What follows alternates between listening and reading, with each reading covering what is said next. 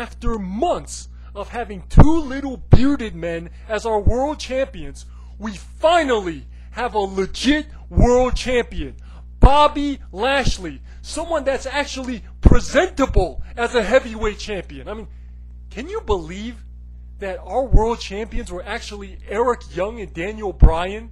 That is probably the most embarrassing combination of world champions we've ever had, right? Like, how do you even tell people about these guys? How do you even present these guys as world champions? How do you tell people about them when you tell them that you're a wrestling fan? Hey guys, I'm a wrestling fan, and these are the world champions. Eric Young and Daniel Bryan are unpresentable as world champions. Bobby Lashley, he's actually presentable as a heavyweight champion. He's a champion that you can actually be proud of when you tell people that you're a wrestling fan. You can actually show him to people. Now, imagine if Brock Lesnar wins the WWE title at SummerSlam. Our world champions would be Bobby Lashley and Brock Lesnar. Now that is more like it, right? Two monster heavyweights with real fight credentials, more real than Eric Young and Daniel Bryan, and on top of that, they're actually heavyweights, right? There's a combination you can actually be proud of and not be embarrassed about when you tell people that you're a wrestling fan. Eric Young and Daniel Bryan never felt like the top guys in the company. You always got the sense that someone like Brock Lesnar or Bobby Lashley would destroy them in 2 seconds. So they never felt legit. Bobby Lashley, he feels legit, right? A real monster heavyweight with true fighting credentials. Someone that looks like he could tear most wrestlers into little pieces. That's the guy you want as your top guy. Someone who looks like a top guy. Someone who looks like the guy that everybody else is trying to beat. With all these skinny guys like Eric Young, Daniel Bryan, CM Punk, and Rey Mysterio flying around the place pretending to be heavyweight champions, do you realize that we haven't had a beast world champion, a monster world champion, in maybe like the last 4 years? The last beast of a world WWE champion we had was like Batista back in 2010, and the last beast of a TNA world champion we had was maybe Samoa Joe back in 2008. And if you don't count Samoa Joe, it goes back even further than that. Man, it has been a while since we've had a world champion like Bobby Lashley. I've talked in previous videos about the incredible shrinking heavyweights. Heavyweights mostly used to be big, like Hulk Hogan, the Ultimate Warrior, Andre the Giant. Then they became more like medium-sized, like Bret Hart. Then they got even smaller than that with guys like Edge, and now they're even smaller than that. You know, Bobby Lashley harkens back to the days when a heavyweight champion looked like a heavyweight champion. And I hope champions like that are back to stay. Alright? No more puny little Daniel Bryan beating Triple H, Orton, and Batista all in the same night. Alright? That is bullshit. That makes me want to throw up.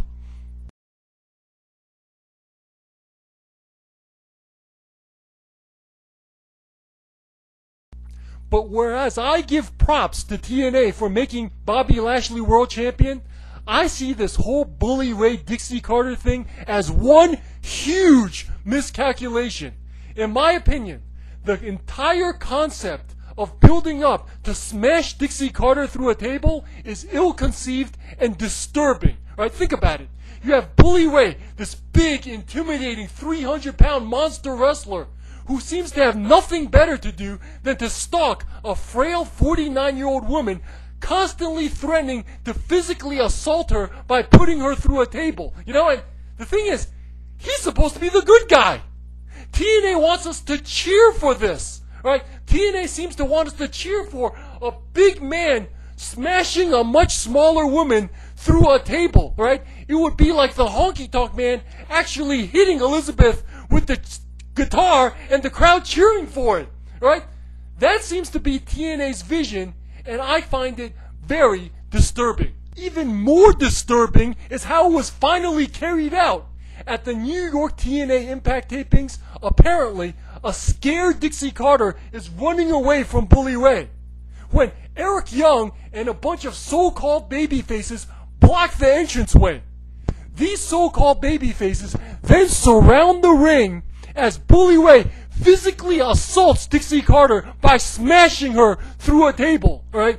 The whole thing came across as disturbing. Right now, I know wrestling's fake. I know it's scripted. I know that Bully Ray is not actually trying to hurt Dixie Carter. But it's the imagery. The imagery came across as disturbing. The imagery came across almost like the public assault of a scared middle-aged woman in front of a pack of wild animal wrestlers surrounding the ring. Right? A bunch of muscular wrestlers surrounding the ring as a woman is physically assaulted. And these are supposed to be the good guys? If Eric Young really is a good guy, then why isn't he manning up and saving Dixie Carter? And I am clearly not the only one that feels this way. There are clearly other fans that are not buying into this. At Slammiversary, when Bully Ray put Dixie Carter on the table, you could hear a lot of the fans start booing. You know, because it's horseshit. Why is this big 300-pound man getting physical with this much smaller woman? Even if she is being an asshole. You know, why is he, storyline-wise, invading her home and constantly threatening her with physical harm? It makes Bully Ray come across as a very big pussy and a very small man. And strangely enough, it makes Rockstar Spud and EC3 seem almost heroic in their efforts to protect Dixie Carter. It's like upside down. In my opinion, any classic babyface, whether it's Hogan or The Warrior or Bret Hart, would have gone out there and saved Dixie Carter. John Cena would have made the save. Hell, even Stone Cold probably would have made the save. For so-called babyfaces like Eric Young and the American Wolves to stand by ringside and watch as it happens, like, I don't know what to make of them anymore. You know, they came across like animals. Now, again, I know wrestling's fake. I know it's scripted, but still, we suspend our disbelief to enjoy the show.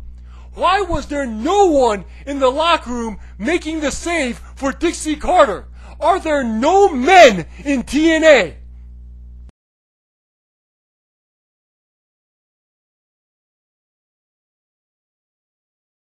Finally, and a lot of people have made videos on this already, but why has the WWE gotten so dumb? You know, it's just so dumb now. Like, I was watching this match on SmackDown, right, with this guy named Adam Rose. And the whole match is he's like dancing around. Dancing, skipping around in the ring with like a lollipop in his mouth. And he's not even the jobber, you know. He wins the match. Then all these losers in costumes come down to the ring and carry him away, right? And then Summer Rae's with him and she's like outside the ring posing. You know, it's just so dumb, you know, and it's not an isolated thing either. You got little Daniel Bryan, bearded, yes, you know, you got Stardust, you got Fandango dancing his way to the ring, AJ's back and skipping around. You're like, why are things so dumb? You know, why is the WWE making the product so dumb? You know, and don't even get me started on Hornswoggle. In my opinion, never before has the WWE been this dumb, alright? You know, back in the mid-90s, when we had all these cartoony characters like Doink the Clown, Dean Douglas, Razor Ramon, Too Cold Scorpio, Flash Funk, as corny as some of that was, I would take any of that any day over today's product. Any day. And it's not even close. There's nobody to cheer for in today's wrestling product. You know, I don't give a shit whether John Cena or Randy Orton is world champion. I couldn't care less about Big E Langston's title reign. There's no incentive for me to turn on Raw just to watch Fandango dancing his way down to the ring and his storyline relationship with Summer Rae. Right? In my opinion, never before has the WWE product been so dumb and irrelevant. Not long ago, we were complaining that all these new wrestlers look too much the same. You know, like, you couldn't tell them apart. Like, the WWE would have a battle royal and all these new wrestlers would be in the ring and they all looked the same. You couldn't tell them apart. Well, now the WWE is giving us some characters. We can tell them apart, but they're dumb as shit. You know, they are so dumb and impossible to cheer for. You know, I was watching this video with, like, Bo Dallas. You know, what the hell? It used to be so easy to get into wrestling. So easy. You would turn on the TV and you would see guys like Ric Flair, Savage, Piper, the Hart Foundation, the Heenan family, Ricky Steamboat, and all these colorful, larger-than-life characters that got you addicted the second you watched it. These days, though, you turn on Raw, you want to turn it off 10 minutes later. You know, it's just all dumb. The Authority is dumb. Fandango is dumb. Adam Rose is dumb. Stardust is dumb. Bo Dallas is dumb. Dumb. They're all dumb, okay? Even the so-called cool characters are dumb, right? Seth Rollins, you know, he doesn't look cool. He doesn't have that look, that larger-than-life look. He doesn't look like a Rock or a Stone Cold or a Shawn Michaels or a Bret Hart. He looks like another dork. He looks like another CM Punk. Cut from the same cloth. And Dean Ambrose, you know, Dean Ambrose doesn't even look like a star, right? With the droopy face, you know, like remember old school Raw when Jake the Snake was coming out and Dean Ambrose was like hobbling forward? You know, nothing like a star. He looks nothing like a star. He looks more like a car mechanic at the gas station, you know? Like, imagine Dean Ambrose in a car mechanic's uniform with a wrench in his hand, taking the tires off a car. You know, that's what he looks like, right? Not a star. He does not look like a Rock. He does not look like a Stone Cold. He looks more like the guy that should be changing the tires of Stone Cold's truck that nobody cares about. Then you got Roman Reigns, who has a look, but is totally unproven on the mic and in the ring, but because there's almost nobody else, fanboys are actually trying to proclaim him as the next big thing already. You know, like, what? You know, like, you know, I don't see how you WWE fanboys can be constantly bashing on TNA when the WWE product looks like this. You know, like, it's a sad state of affairs when wrestling fans, including myself, are actually looking forward to a part-time wrestler becoming WWE Champion at SummerSlam, right? That's just sad.